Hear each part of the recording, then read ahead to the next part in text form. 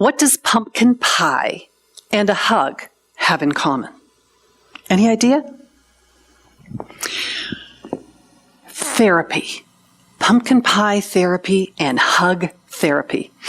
Takes me to a story that occurred 2 years ago on Thanksgiving. I like to volunteer on Thanksgiving Day. I like to serve the homeless. So I called my friend Kathy and I said, please join me. She said, where are we going? I gave her the address. She said, well, what should I expect? What should I do? And I said, oh, just show up. I'll tell you when you get there. So I had done some thinking ahead of time and I thought, how can I make an impact on a room full of homeless people? So I walked around, I gathered a whole lot of stuffed animals that I'd had. They'd been in boxes for years. I pulled them out, they were in mint condition. And I thought, very often when I'm driving down the road, I see homeless people on the side of the road. Some of them have animals and they hug the animals, they hold them tight. And I think many of them are just very, very lonely souls. I'm not sure if these are going to be useful, but I'm going to take them along. So I got there, gave them to the folks, and I said, they said, how do you want us to distribute them? And I said, I don't know, whatever works. If you see somebody who needs one, give them one. The other thing I did was I took some $5 gift cards. I went in and got some from local grocery stores or drugstores and so on. I wanted $5 because I didn't want to give somebody who was homeless and maybe had a drinking problem. I didn't want them to buy alcohol, but I wanted them to be able to buy some food. I also bought some from McDonald's. I thought anything I could do that would make it easy. Well, I got there early and they broke us into teams. My friend Kathy hadn't showed yet. So I volunteered her for the pie. So our job was to cut the pie, put whipped cream on it, and serve the pie to the homeless. So I'm having a great time because I love people. I love connecting with folks. So make a long story short, what happened was the whipped cream didn't arrive on time. So the power to be said, you can't serve the pie. Wait, you have to hold off on the pie until the whipped cream arrives. Well, I started watching a few people leaving who hadn't had dessert. And I thought, that's crazy. It's Thanksgiving Day. You have to have dessert. So I started grabbing the pie that we'd been cutting for the last 40 minutes.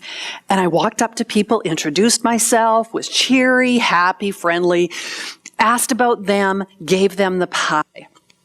One lady comes up to me and she says, oh, you can't do that. No, you can't serve the pie. I said, why not? She said, well, those are our instructions. The whipped cream hasn't arrived yet. I'm like, are the whipped cream police going to arrest me? It isn't going to happen. I'm not letting people leave. I wanted to show up as a leader. I wanted to show up and make sure that not one person left that place that day without having some pie. So about 15, 20 minutes goes by, and this lady comes over to me and she said, Carol, she said, I don't know what it is you're doing that's so different, but she said, everybody wants your pie. They won't take my pie. And I said, are you chatting with people? Do you introduce yourself? Do you ask about them? Do you ask their name? Do you make them feel special? She said, no, I just hand them pie. I said, that's what's different. She said, I've been watching you for the last 5 minutes. She said, since the whipped cream arrived. She said, you've got one in each hand and you're layering it on their pie this high. And I said, why not? When's the next time they're going to get whipped cream on their pie?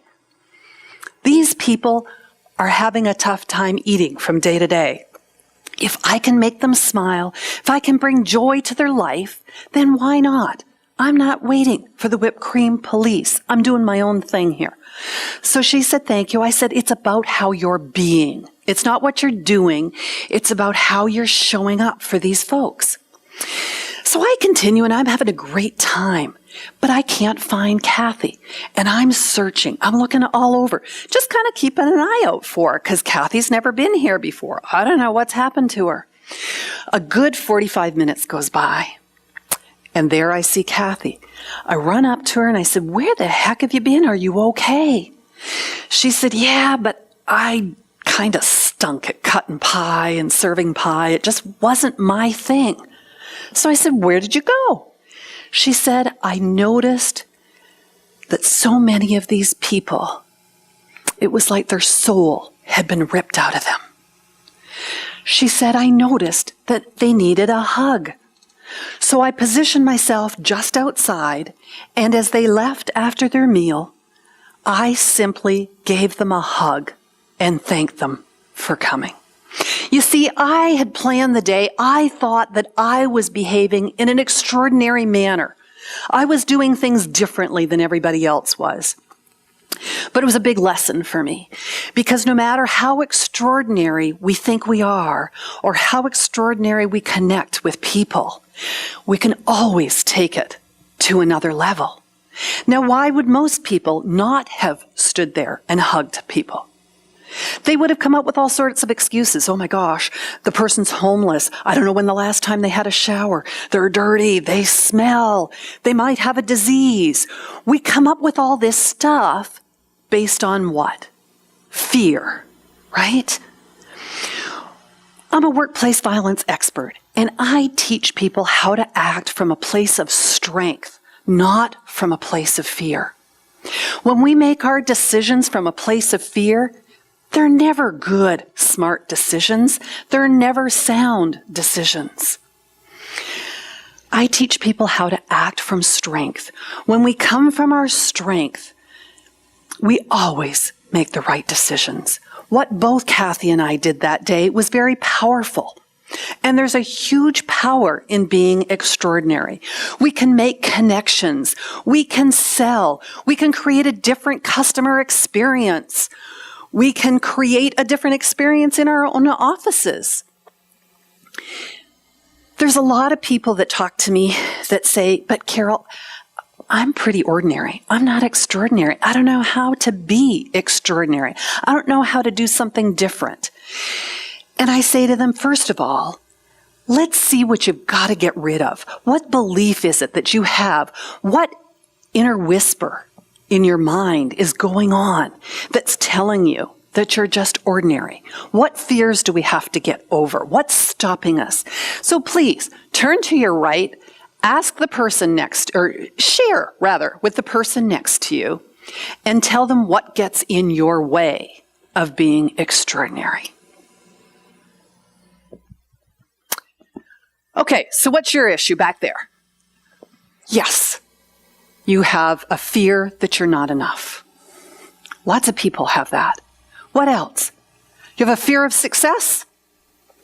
Fear of success. What else might it be? Shout them out. Guilt? Lots of people are overcome by guilt. There's a lot of beliefs that we've had over the years that are extremely limiting. They stop us from moving forward. They stop us from being strong, powerful, and extraordinary. But until we can take a look at what that belief is or what the problem is that's stopping us, we always think extraordinary is for the hero. Extraordinary is for someone else, not for ourselves. But extraordinary really just means offering a hand to somebody who's in need at any particular time. How can you be of service to that human being? I work a lot in corporate America, and one of the most common things I hear around workplace violence is, I have some really difficult employees. You know what my first question is? Do you actually have a difficult employee, or do you have an employee who's going through a difficult time? Because how you approach those two issues are very, very different. We sometimes forget to bring human kindness back into the workplace. We've become so politically correct that we're terrified of that. I spoke recently to a public utility, and we were talking about customer service. And you know, I said to them, you have an elderly woman who comes in to pay her bill. She comes in with cash. She's slow going. She gets to your counter and she wants to chat. Yes, you're already doing it. rolling of the eyeballs. You're thinking, now the line's going to get long. I'm the only one servicing right now. The line's getting long. Other people are impatient. I've got to move quickly. I've got to help her. She's going to tell me the same old thing because she tells me the same thing every time she comes in every month. I said, how many of you know someone like that? And everybody in the audience put up their hand. I said, how many of you know their first name? Most hands went down. I think I maybe had 2 or 3 out of maybe 75 in the room. So 2 or 3 people had bothered to know their names. I said, here's the thing. You may think that they're a distraction, that they're slowing you down, they're causing a hassle, but you might be the only person that that elderly lady has spoken to all day, maybe even all week. Because you see, she lives by herself, alone in an apartment. Almost all of her friends have passed away. She doesn't have Avon knocking at her door or different people coming to visit. She is lonely. But today she got on public transportation. Took her 40 minutes to get here. And she pays in cash because in 1940, that's what they did. They paid in cash, and that makes her feel good. If you said, hey, Bonnie, how are you today? When she shows up, how's that kitty cat of yours? And you make her feel special, and you make her feel cared for. You have that short little conversation, and she walks out with a huge smile on her face. Has her customer service experience been extraordinary or ordinary that day? You know it's been extraordinary. You've made a huge impact on another human being's life. And really, that's what we're here for. We can look at any situation and say, am I serving from my heart? Am I making somebody else feel good? Or am I caught up in the whole rat race that's happening in corporate America? Am I caught up in fear that if I don't get that line quickly, other people are going to complain about me? When we left that conference that particular day, a lot of people said to me, can I give you a hug? And I said, sure can. I give them away for free. Especially with an older person. They may not have touched someone's hand. Someone may not have given them a hug or a kiss in weeks, months. Maybe their only living relatives live out of town. They only see them once a year or twice a year. We can be extraordinary, not even by having to give our time or by donating money, but by the way we respond and react to those who are around us. We can bring kindness and humanness back into the workplace. I believe that we act from a place of strength. We never go wrong. I do some interesting programs from the main stage. I have a keynote that is about an active shooter. It's crisis at work, active shooter. We don't necessarily tell people when they come in that we're going to do some mock drills. But I talk for about 5 minutes, give people information, and then I say, how many want to play with me? How many want to do this? And they're like, yay, let's go. I actually have a shooter. I have somebody with a Nerf gun. They don't know who it is. We set this up, and I don't give them a lot of instructions. So here's what happens. Most of them are a little bit frightened. Most of them are nervous. We dim all of the lights, not so they'll trip or hurt themselves, but we dim the lights. I hit a button on the PowerPoint and all of a sudden you hear the sound of gunshots. We start yelling into a microphone. I have other people already selected to help me, and we create chaos and panic.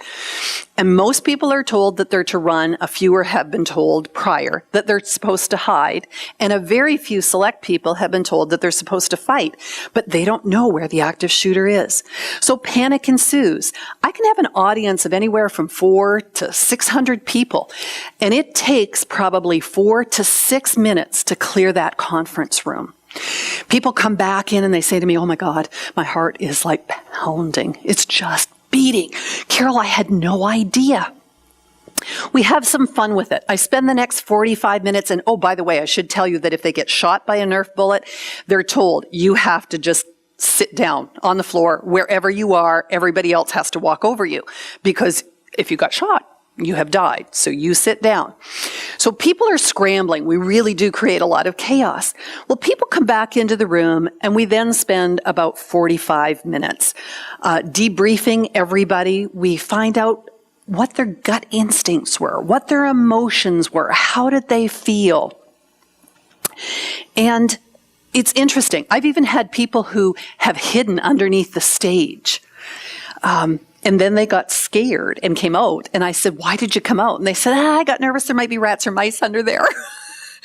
So people have fear about multiple different things. But after we debrief, we do a second mock drill. Because they know what they're supposed to do, they've had some skill, understanding, education around the topic, they will vacate that room or be in hiding between 30 seconds and 1 minute. It is extremely impressive. Here's what happens. The very first time, they came from a place of fear. They just didn't know what to do.